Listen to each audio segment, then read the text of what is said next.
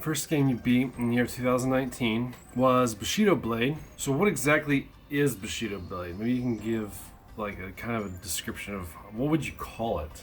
I would call Bushido Blade a 3D, not arena fighter.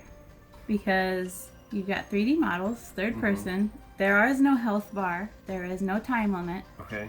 And there is no arena. It's its own game.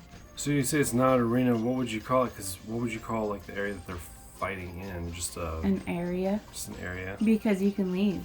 Okay. You don't have to stay there. You can run away from your opponent. Yeah, when I was watching you play this, this game looked really interesting to me because it was unlike anything I'd ever seen before. For you, I guess it was interesting to me that you even played this game. Why did you play it? What did you enjoy about it? Way back in the day when the PS1 was the only Sony console that people had, we had like maybe one game and 2 demo discs. One demo disc had several games on it, which is how I learned about Crash Bandicoot. And then the second demo disc had Bushido Blade and Final Fantasy VII demos on it. And that's where I learned about Final Fantasy VII. But I mostly played that Bushido Blade because why would you continually play the first level of Final Fantasy VII? But Bushido Blade, you know, you could play it with your sibling. Me and my brother would play that game, and it was so funny. You know, how when you're young and you have a game that whether or not... I mean, I honestly do think Bushido Blade's a good game.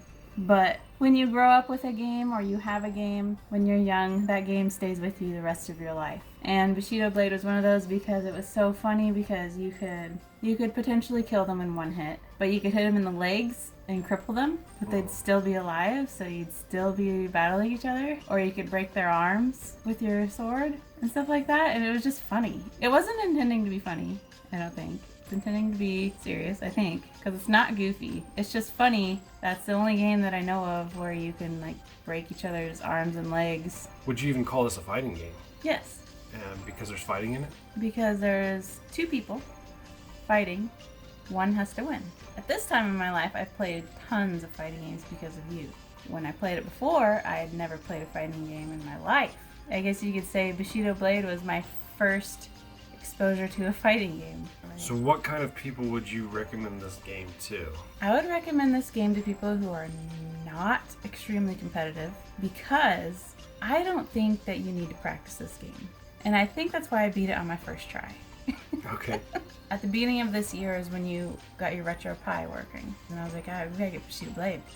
And so actually, when I beat it, was the first time I had seen more than the first area. I would recommend it to like gamers that just like we invite a friend over. Hey, you want to play this? And like I never heard of that before. And I was like, oh, let's give it a try. And I think that's the kind of people that should play it. The casual. Yeah, just because you know you beat each other up. There's no real skill. You're mostly just trying to win. How would you rate this game? A scale from 1 to 10. I would give Bushido Blade an 8.4. I don't think that it is something that everybody would like. I like it because it's fun, because it's one of the early PlayStation 1 games. Okay. The graphics aren't that good. I give it an 8.4 because it's a good game, and I think everyone should at least try it.